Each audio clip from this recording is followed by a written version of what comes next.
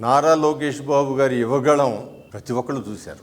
యువగళానికి ముందు నారా లోకేష్ బాబు గారి మీద ఉన్న అభిప్రాయం, యువగళం అయిన తర్వాత నారా లోకేష్ బాబు గారు ఒక పిడుగులాగా తెలుగుదేశం పార్టీ వాళ్ళకి ఒక అండగా, ప్రతిపక్ష పార్టీ వాళ్ళు తెలుగుదేశానికి వ్యతిరేక పార్టీ అయిన వైఎస్ఆర్సీపీ వాళ్ళకి ఒక పిడుగులాగా కనపడ్డాడు. అలాంటి యువగళం అనేకమైన అవాంతరాలతో, ఎన్నో ఇబ్బందులతో పూర్తి చేసుకుని రేపు 20వ తారీఖున ఒక మహత్తరమైన కార్యక్రమం విజయనగరం జిల్లాలో జరగబోతోంది. ఆ కార్యక్రమానికి అది ముగింపు కార్యక్రమా లేదా ఎన్నికల శంఖారావమా? రేపు 24లో జరిగే ఎన్నికలకు శంఖారావం అవుద్ది, లోకేష్ బాబు కార్యక్రమం ముగింపు కార్యక్రమం అవుద్ది. దానికి వచ్చే మహామహులు నారా చంద్రబాబు నాయుడు గారు, పవన్ కళ్యాణ్ గారు, మరి బాలకృష్ణ గారు, ఇలాంటి మహానాయకులు లోకేష్ గారి సమక్షంలో సమావేశమవుతున్న సందర్భం ప్రతి ఒక్కరు కూడా అది వీక్షించాల్సిన సభ, ప్రతి ఒక్కరు కూడా దాన్ని ప్రత్యక్షంగా చూడవలసిన సభ. అలాంటి సభను జయప్రదం చేయాల్సిన బాధ్యత ప్రతి ఒక్కరు మేముంది. ఇది మన కోసం కాదు, తెలుగుదేశం పార్టీ గెలుపు కోసమే కాదు, ప్రజల సంక్షేమం కోసం, ఈ రాష్ట్ర ప్రజల్ని కాపాడటానికి, ఈ రాష్ట్రం యొక్క ప్రతిష్టను కాపాడుకోవటానికి అసగబారిపోయిన ఆంధ్ర రాష్ట్రంగా తయారు చేసిన జగన్మోహన్ రెడ్డి గారికి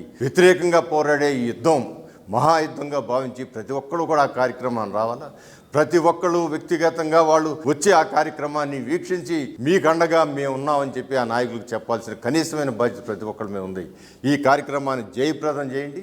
యువగళ ముగింపు సభ అంటారా లేకపోతే ఎన్నికల శంఖారావం అంటారో మీ ఇష్టం.